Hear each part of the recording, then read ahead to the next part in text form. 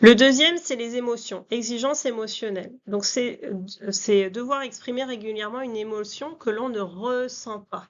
Par exemple, euh, un médecin, un médecin qui doit te dire, ben voilà, tu as un cancer, il te reste plus que quelques mois à vivre. Émotionnellement, c'est un peu compliqué, d'accord? Donc lui, il doit pas se mettre à pleurer, pas se mettre à montrer hein, dans ses émotions qu'il est affecté et garder du coup cette distance. Donc ça, c'est important de bien l'avoir en tête. Donc devoir cacher ses émotions, ça peut être la peur de l'accident, la peur de l'échec. Alors ça, je l'entends très souvent sur les managers, d'accord? Avec cette pression hein, qu'on peut se mettre sur je vais pas y arriver, etc.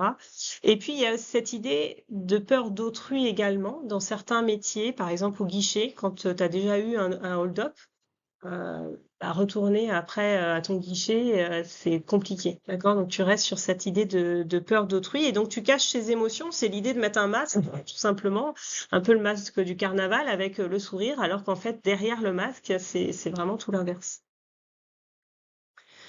Exigence de sourire, d'être de bonne humeur, donc ça je l'entends aussi beaucoup hein, chez les cadres, chez les managers, mais aussi tout ce qui est en contact avec le public, où on se doit du coup de faire bonne figure hein, quelque part. Les tensions qu'il peut y avoir avec le public, donc malgré tout, quand je reprends mon idée de guichet, hein, quand tu viens de te faire insulter un guichet, le client d'après, on recommence, hein, donc il y est pour rien. Donc là, tu dois sourire, tu recommences ton boulot comme si c'était rien passé, alors qu'intérieurement, c'est compliqué à gérer. Hein.